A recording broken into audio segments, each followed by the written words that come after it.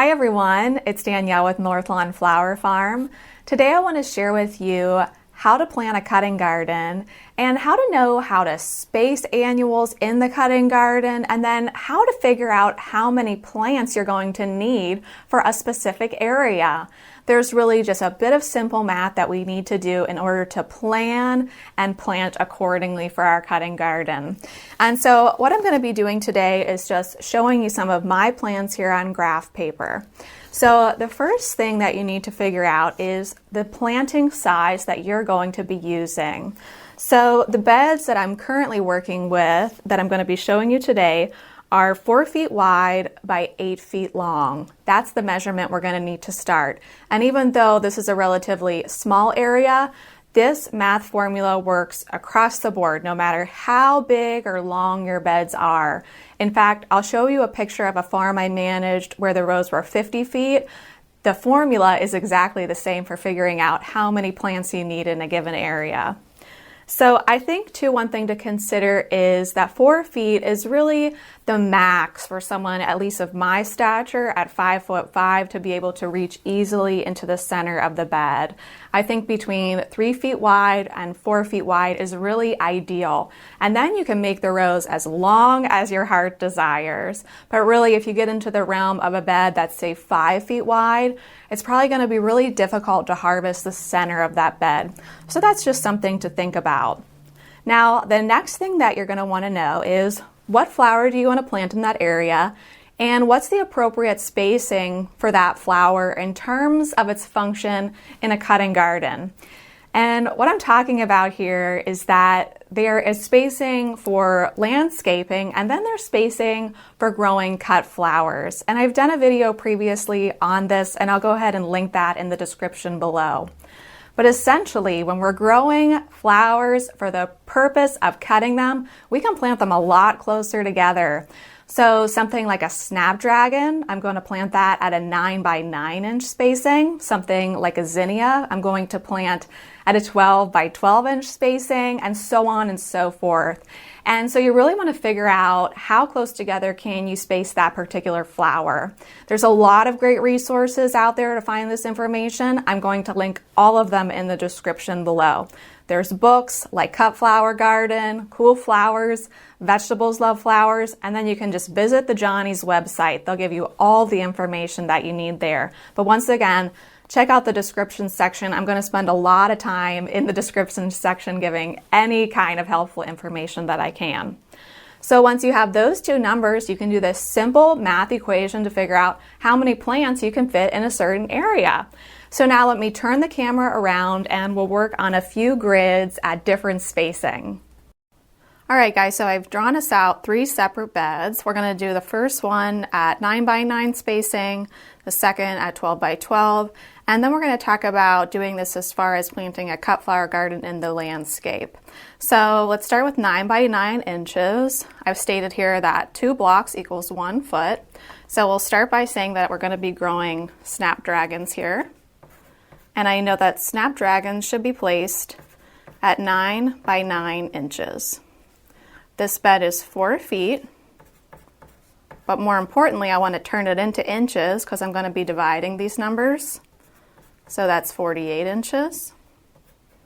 The length of the bed is 8 feet, or more importantly, 96 inches. So to find how many plants I can fit width-wise, I'm going to divide 48 by 9. And I'm going to get 5.3. So 5 is how many rows I have here.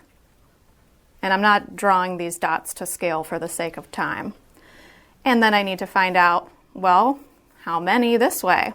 So I go 96 divided by 9. That equals 10.6. So I'm going to round that up to 11. And I'm going to be able to fit 11 plants lengthwise. Now to figure out the total amount of plants I can fit in this area, I just need to multiply those two numbers together. So 11 times 5 is 55. So I know that I can fit 55 plants in this area at a 9 by 9 inch spacing. And that's how you do that. Now let's do it with 12 by 12 inches. So let's say we're planting zinnias. We want them at a 12 by 12 inch spacing. The beds are the same length and width in inches, 96, 48. And so all we're doing differently here is instead of dividing by 9, we're just dividing by 12. So 48 divided by 12 is 4. So I'm going to have 4 rows. 96 divided by 12 is 8. So I have 8 going this way. And then to get the total amount in this area, we go 8 times 4 equals 32. So I know I can fit 32 plants in an area that's 4 feet by 8 feet at 12 by 12 inch spacing. So that's how I figure out how many plants I need for a certain bed. But what I want to do additionally is I like to start about 20% more than I anticipate going into this bed. So I'm just going to do this in my head. 20% additional to 32 brings me to about 38. 20% more of 55 is about 66. So these numbers are the amount that I want to start inside because I want to account for, a bad germination, loss of plants to bugs, and that's very conservative. I mean, I probably would even push it up more. I might even start 40 or 48 with the hope of 32 going in.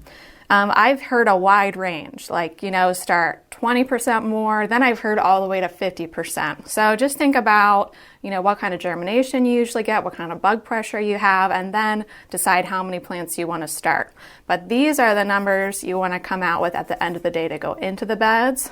These are the numbers that we want to be starting under lights, assuming that, hey, things go wrong. It just happens.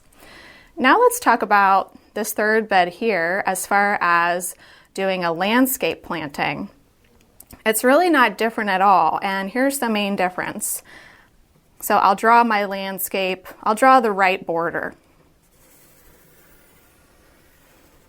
Okay, so I got the big limelight hydrangea here, I've got a 9 bark back here, I've got an Annabelle hydrangea here, I have, this river of sedum here, I've got a vitex here, a baby crabapple here, but I've left this whole area for cut flowers. So it's really the exact same thing. It's just a matter of leaving these large blocks in your landscape open, and then you do the same formula. Or, maybe you don't need that big of an area, or you don't want that big of an area.